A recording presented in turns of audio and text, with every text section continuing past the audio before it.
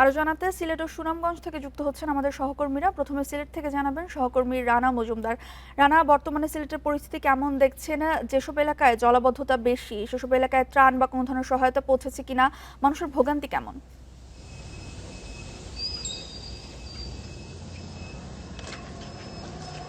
দেখুন, আসলে সিলেটে কিন্তু আমরা দেখেছি গতকালকে তেমন একটা বৃষ্টিপাত হয়নি।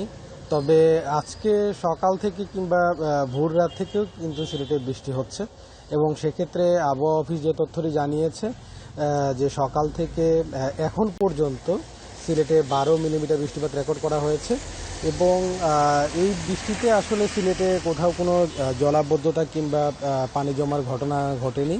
তো সেক্ষেত্রে আসলে সিলেটে আপনি জানেন যে এর আগে দুদিন কিন্তু বেশ ভারী কিংবা কখনো অতি ভারী বৃষ্টিপাত হয়েছিল। সেই বৃষ্টিপাতের কারণে সিলেটের নদ নদীর পানি কিছুটা বৃদ্ধি পেয়েছিল, তবে সেটাও আসলে কোনো নদ নদীর পানি বিপদসীমা ক্রস করেনি, এমনটি জানিয়েছে আমাদেরকে পানি উন্নয়ন বোর্ড। তবে আবহাওয়া অফিস থেকে বলা হচ্ছে হয়তো আগামীকালকে পর্যন্ত সিলেটের এই যে আবহাওয়া, সেই আবহাওয়াটি হয়তো থাকতে পারে। এর বাইরে আসলে যে বিষয়টি বলা হচ্ছে যে সিলেটে যদি আকস্মিক বন্যা পরিস্থিতি তৈরি হয় তখন হয়তো উপজেলা কিংবা জেলা প্রশাসনের পক্ষ থেকে যে ধরনের প্রস্তুতি, সেই প্রস্তুতিগুলো নেওয়া হচ্ছে। তবে এখন পর্যন্ত আসলে সিলেটে বোঝা যাচ্ছে যে এই ধরনের কোনো পরিস্থিতি আসলে তৈরি হয়নি। তো আরেকটি বিষয় হচ্ছে যে সিলেটের নদ নদীর পানি কিন্তু মূলত হচ্ছে বৃদ্ধি পায় যদি ভারী বৃষ্টিপাত হয়, পাশাপাশি উজান থেকে যদি নেমে আসা পাহাড়ি জলের পরিমাণ বাড়ে তখন কিন্তু এই বিষয়টা আসলে পানিটা বৃদ্ধি পায়। তো এখন পর্যন্ত আসলে সিলেটে সেই পরিস্থিতি তৈরি হয়নি।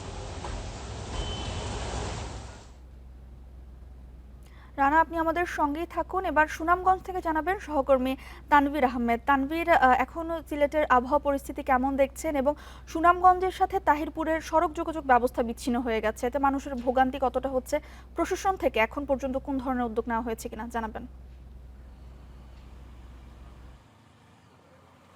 শুরুতেই জানিয়ে রাখি, তাহিরপুর সুনামগঞ্জ যে সড়ক, সেই সড়কের আনোয়ারপুর এবং শক্তিয়ারখোলা অংশে কিন্তু এখনো পানি আছে, যেহেতু পাহাড়ি ডল নামা অব্যাহত আছে এবং বৃষ্টি সকাল থেকে কিন্তু তেমে তেমে মাঝারি থেকে ভারী বৃষ্টি হচ্ছে এবং আগামীকাল পর্যন্ত বৃষ্টি হওয়ার একটি পূর্বাভাস রয়েছে, এমনটি জানিয়েছে পানি উন্নয়ন বোর্ড।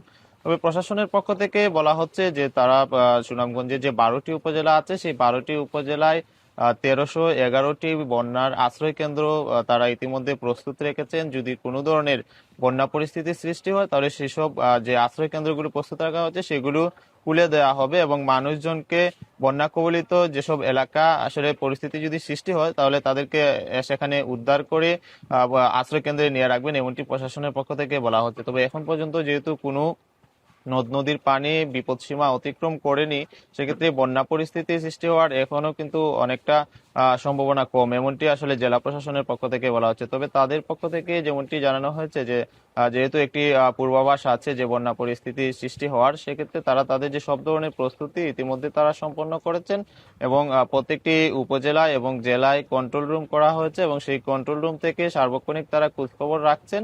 যে কোনো পরিস্থিতি মোকাবেলায় জেলা প্রশাসন প্রস্তুত আছে, এমনটি জানানো হচ্ছে। তবে মানুষজনের দুর্ভোগের কথা যদি বলি, আমরা দেখেছি যে গতকাল থেকে তাহিরপুরের সাথে সরাসরি সুনামগঞ্জের যোগাযোগ বিচ্ছিন্ন হওয়ার কারণে হাজার হাজার মানুষ কিন্তু আসলে ভোগান্তিতে পড়েছেন। তারা সরাসরি মোটরসাইকেল কিংবা অন্যান্য যে যানবাহন আছে সেই যানবাহন নিয়ে সরাসরি কিন্তু সুনামগঞ্জ জেলা শহরে আসতে পারছেন না, এতে তারা ভোগান্তিতে পড়েছেন।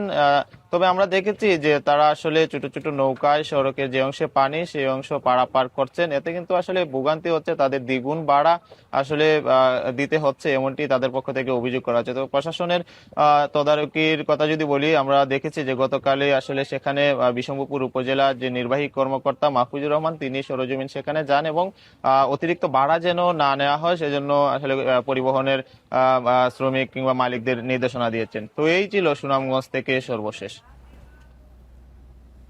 সিলেট ও সুনামগঞ্জ থেকে বিস্তারিত জানাচ্ছিলেন আমাদের সহকর্মীরা।